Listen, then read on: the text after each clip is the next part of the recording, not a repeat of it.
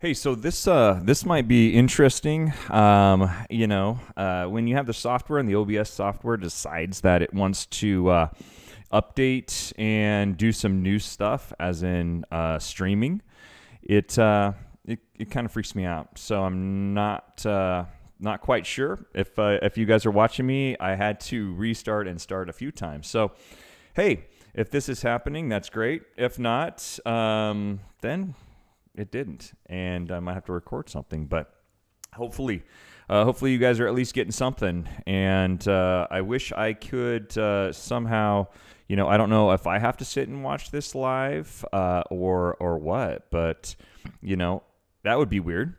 So we can most certainly give that a shot. So let's see. Yeah, it is. So perfect. And unfortunately, I don't think I'm going to be able to chat with you guys. I don't think, just because of this. But hey, whatever. We'll continue on, and it'll be super fun, I think. So, hey, I was on a vacation for a couple of weeks and did kind of an international thing. So it got a lot of thinking about stuff I've kind of been working on and doing some otherwise. I thought it would be kind of fun. Hopefully, the software works out a little bit. But again, like I said, if you guys are trying to chat, if you're trying to do other things on those, please bear with me on that. And I'll try to get some of the chats on there, or you can just put it into the thread after it's over. But okay, so I started thinking, I'm like, what's the story? I mean, if I started thinking about if you guys are familiar with these, right? So if you're familiar with these, it's quite interesting, right? I put these things on like this. This is the Oculus Quest, and obviously I look, kind of weird right now, right? But it shows my controllers. It's all over kind of the room. It's set up there, right? So these or the type of VR is quite interesting, right? If you guys are familiar with it or you use it and you've had and been a part of it, it's I don't know, call it freaky, but it is kind of freaky to me, because if you look at if you're familiar with it at all, if you're familiar with these and these virtual reality, these goggles, if you started it, initially it was kind of like goggles with your phone in it, but this is like full on fledged, and I'm just going to be honest with you. It's very interesting, very freaky. So I'll take a drink of my beer to talk more about it. But it's so when I got these, it was part of a kind of an R&D. But when I put them on, and when you go through all of either the setup or you start either playing these games or you're just calibrating it, it's so bizarre and weird, because as you're going in and you're calibrating these, you have these two handles and you have your hands. You can look at your hands. You do all these weird things, and I didn't think I was going to be as freaked out about how realistic some of these games are, but I was. But it got me thinking. Obviously, these are utilized. If you look at it, with a couple of things that I'll talk about. But first off, I started thinking in my head. I'm like going, well, I mean, as realistic as these are, could they be used for bad? And you guys, if you're watching this, you're probably going, yeah, duh. Anything and everything that's technology that might be good for humanity is typically used for bad.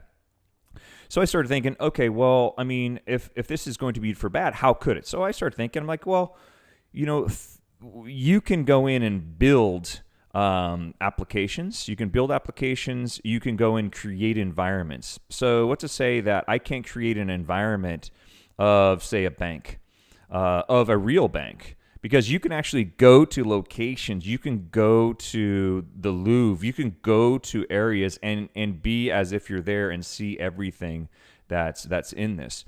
So what would stop someone from, say, building this of a bank that they're going to rob, or of someone's house that they're going to go in and break into and grab some of the information? So again, I don't call it kind of the cop in me or call it that I think humans are sometimes bad. But I think that these are going to, and we have to start thinking about these again as a repository of not only games, but, of the settings, of the location, what was the individual, what was it doing? So, if you're going to a scene and you find from some of these, what do you do with them? So that went through my head. So quite honestly, I've been going through and kind of looking at really what stuff. So let me lay some things out for you because, we can go on for a little while. And this is longer than the 30 minutes that I'm going to keep you. Hopefully for you for 30 minutes. But you start thinking in your mind really what. So as I build this up and explain to you, where I'm at and what I've been doing is as part of the research side of it, is, hopefully you guys look to see this and as really a way of the community because quite honestly, it's there's so much information that can be gleaned and utilize these as a piece of evidence. So let's just start. So this right here, this particular set of the Oculus. So this is a Quest 2. This Quest 2 in itself is Snapdragon processor XR2, which is is kind of built into for the VR side of it. It has SO2 or SoC, so that you have on that. But we have 6 megabytes of megabytes. That's funny. 6 gigabytes of, if you talk about with RAM on the side of it. This particular one is 256 gigabytes of storage. So you're like, really? Seriously, you have this? So I have that much. I have this processing power to be able to utilize this. So let's just talk about it. So it's built upon this particular one, has been upgraded, not upgraded, but it comes out of the box, Android 10, which you're like, Android? Okay, cool. Another Android device that we have that's built onto it itself. And so the predecessor of it was running Android 7.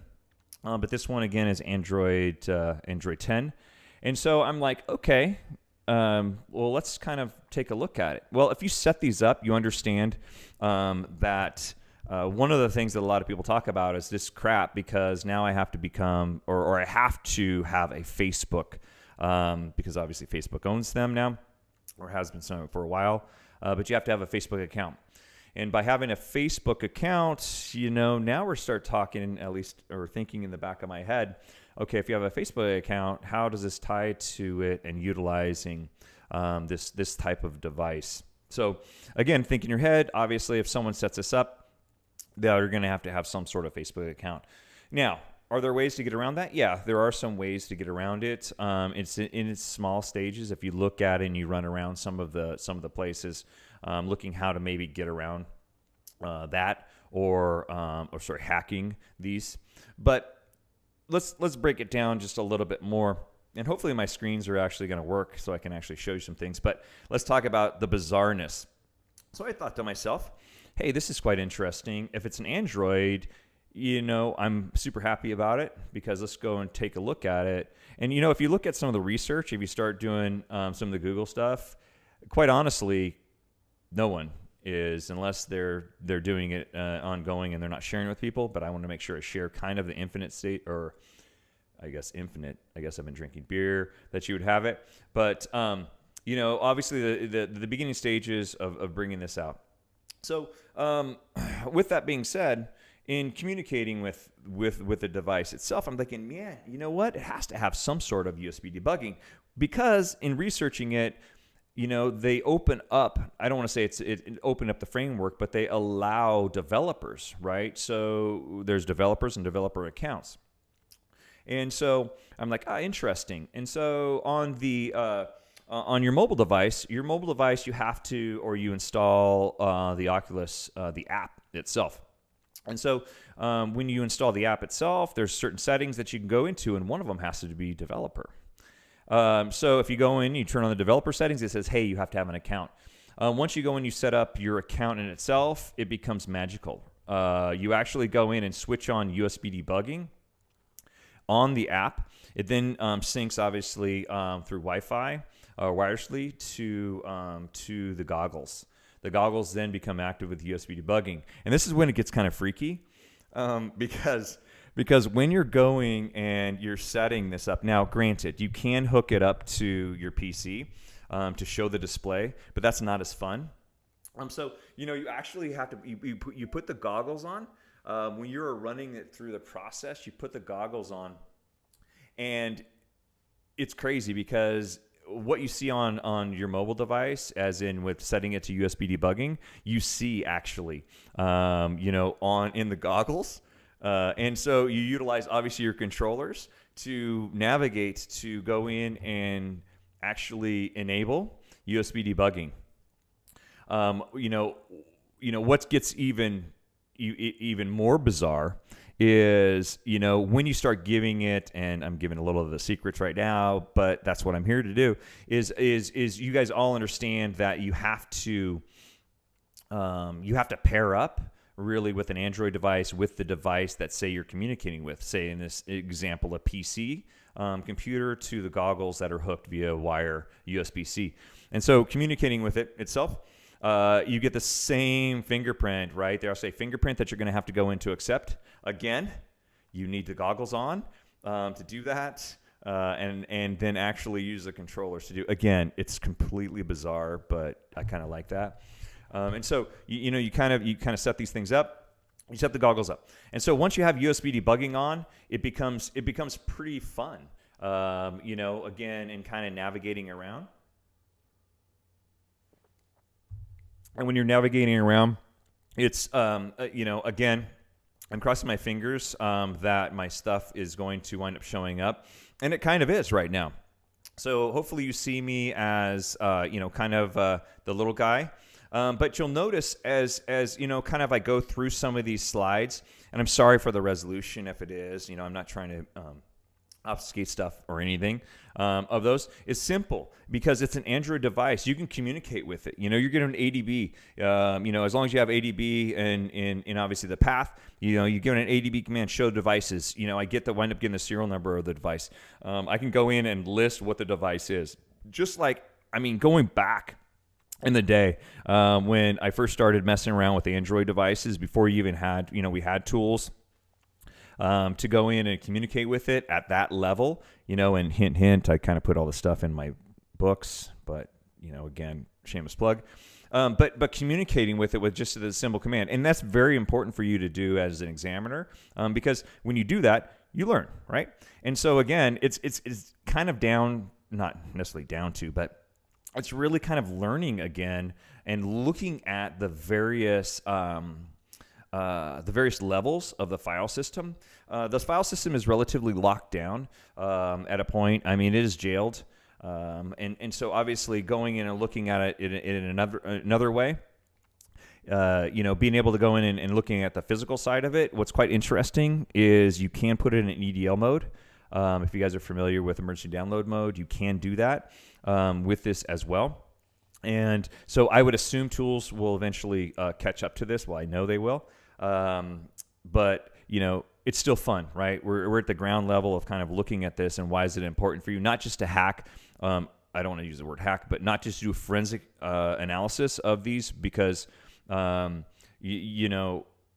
this device in itself, if you have ever utilized it, know really that some things are going to happen. They already have. So, and going back into kind of talking to with the communication, if you see the stuff onto the screen, I hope it advances a little bit as I go through this. But, I'm just going in and running. I do some stuff in, obviously, Windows with PowerShell, and then go into just the standard terminal. But, as part of this, I'm going in and I'm listing this stuff out. But I wind up going in and listing out just the bin folder. And the bin folder, man, it has some phenomenal stuff in it. If you look at just the standard Linux or, the items that are listed within here to actually start with the communication. Dumpsys, I ran that, and it probably went on for 5 minutes. of that, which it showed all the different states, all the different power states, what I was connected to.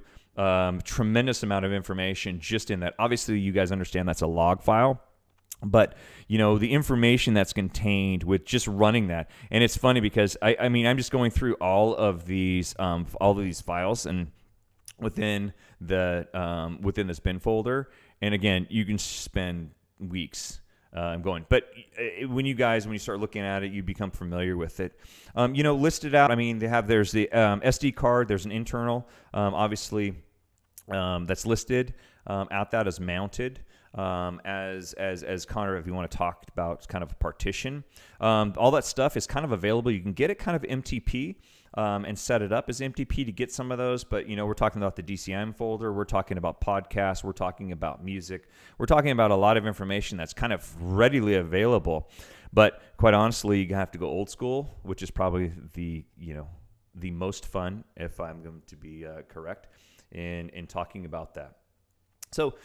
Just a side note, it's always good to have a guest because it allows me to drink, but I'm my guest today. So another thing on the screen too that you see now is I dumping the packages. So if you're talking about kind of the applications that are on there, and again, this is just a small screen of it, but there's a lot of these that are just come stock on that. And if you guys are familiar with and you have utilized one of these, the games that might be on these VR games that are on there, some of them are quite large, right? Some of them all of them allow communication via chat. All of them allow you to, in a VR scenario, you're able to, if you have friends on Facebook, that are, I don't want to say friends on Facebook, but friends on Facebook that also have this VR with the Oculus, it will actually suggest them to you so they can come into your environment, to your VR through this, which again blows my mind of the implications that you can have, because you can actually think, again, I don't know if I'm just a bad human, but I think of bad humans of, okay, I'm going to bring all of my posse of, we're going to go and commit a crime. We're going to come all in here. We're going to do this together, work through this scenario, work through this scene together to commit a crime. So again, it is so far, again, I keep saying freaked out, but it is. So again, you can go in, you can dump all of these different types of applications that are listed into that. I wind up going in, I jumped into kind of another folder with accounts. If you look at the accounts, I mean, it talks about, you can dump the file with the task. You can go in and dump the user information that's listed out over here. There's a lot. Again, I kind of went through and kind of just picked some screenshots to show you guys that the information that is actually contained on this device is tremendous. It's just now of how to access and to grab some of it. Again, you guys probably all remember about polling and using, with Android with the poll with ADB. So again, that can be also available for this as well, to go in and grab folders, to be able to grab individual files. It is a little bit clunky when, as I'm sure you're aware of, when you're doing this all manually. But again, all of these can be available because you are communicating utilizing ADB on this particular device. And as I mentioned, it is jailed. So if you're trying to, especially you're going to run into permission errors of trying to get into certain areas. But I think that there can be, or there will be, obviously some additional research and changes into that. So just as fun, of trying to go through, and hopefully I can go and do this. This is kind of when I actually hooked it up to Oxygen, and I'm like, okay, this would be cool. Cross fingers, and then going in, and it's crazy. When you get to the scene, obviously it communicates with the device, and you have to make sure to accept this. Again, remember I told you, you put these things on, you accept it that way. It's a little hard to do forensics on the computer when you're wearing these, but it is fun. so you can continue to try to do that.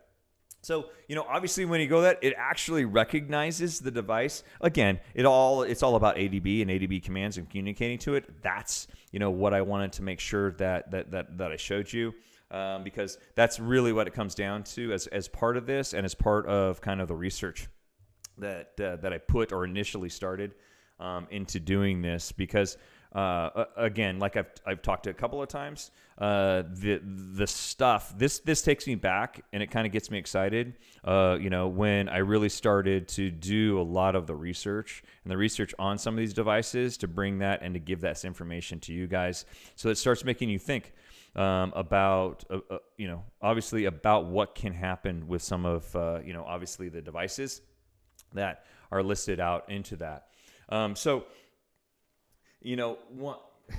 It's when I started talking about or really thinking about trying to get in and kind of do this, it's I don't want to say, well, it took me out of kind of the day-to-day of the things that I have to do, add oxygen, but take it on the R&D side again, to go in and look at this. And I don't want to say it, but you try to look in and try to research some of this information, and it's like going back where you're like, no one is kind of looking into this side of it. Now, let me talk about this. There are applications out there that were, because this has been around since October.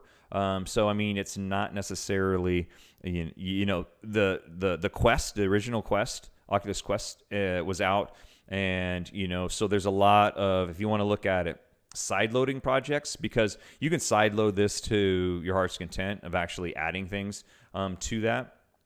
There's a lot of been research about trying to obviously root, or unjail the device on that as well to it. But, as it progresses, as you guys, I'm sure you're aware of, from 7 to 10, there's a big difference if you look at with the operating system, as in, trying to, if we start talking about encryption, if we start talking about really locking items down. Because you'll find out if we start researching this, especially the Quest 2, there is a little bit of an issue that you might run into to that.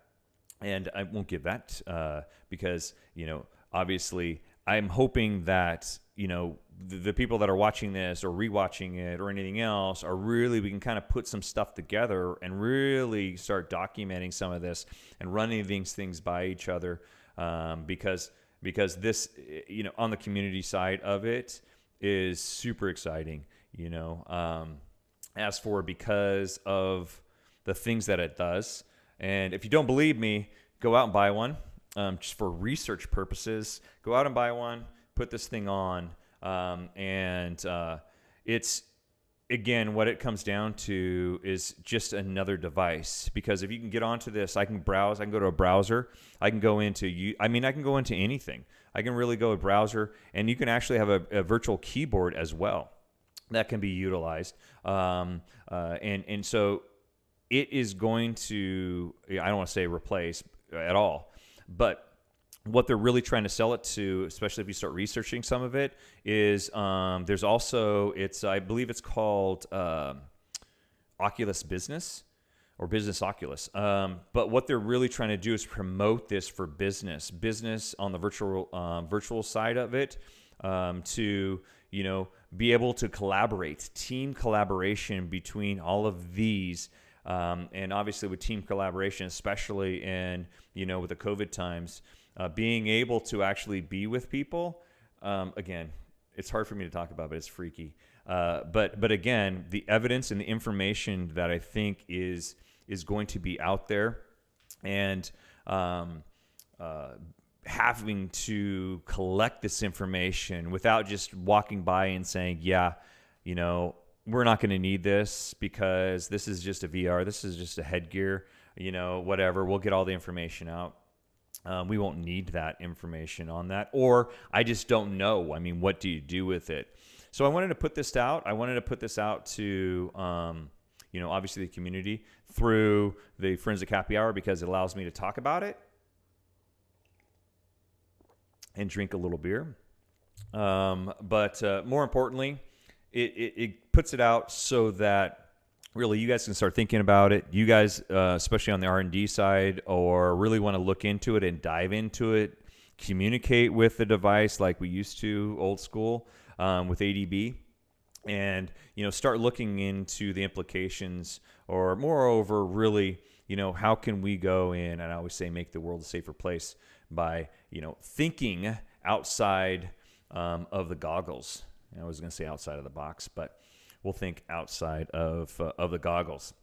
So again, I'm gonna continue on with some of the research. Again, I wanted to keep it kind of close to 30 minutes for you guys, and not overburden you with a whole bunch of theory and kind of like, hey, this is really kind of what you can do with it.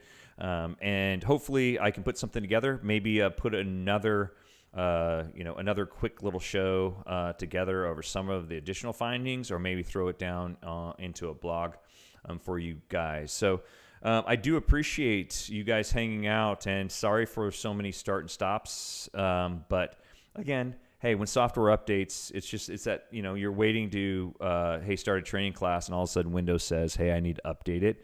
And it takes like 30 minutes. But I appreciate everyone's time. And hey, I want to throw this out. Make sure, guys, that I want to get as many people on to this show as I can. It's just I always joke and say it's about drinking beer, but it's about community. It's about talking to people. It's about getting out there, getting together once again, and to be able to mingle with each other, if you will. See, again, bring the human side of it. Know that we're all kind of sitting, waiting to get together at the bar at some time. But moreover, hey, shoot me an email. Get me on Twitter, whatever. I would love to have each and every one of you on the show just to talk about it. Sometimes people are like, well, you know what? I don't know what I'm going to say. Well, typically I don't know what I'm going to say, and it just becomes a conversation, because it's all about just having a conversation with one another. We're not making anything up. Well, I might be. I know that you guys as guests are not. But so again, shoot me out there. I'd love to have each and every one of you on there on the show. We do it on Fridays at 5 Eastern time. So that's, again, to make sure that we're not drinking at noon or 10, but that's possible as well if you're in another country, because I'm up for that. So again, in all seriousness, please shoot me out something. I would love to speak to each and every one of you guys. And if you have any questions over what we went over today, please shoot that out, because again, I think it's going to become a collective effort to kind of bring the value of this to light, and then really, how do we dive into this type of new evidence. So again, I appreciate everyone's time of hanging out, and this is another Forensic Happy Hour. We'll be back again next week, and maybe we'll talk about this Oculus. Maybe we will not. I'll talk to you soon. Thanks.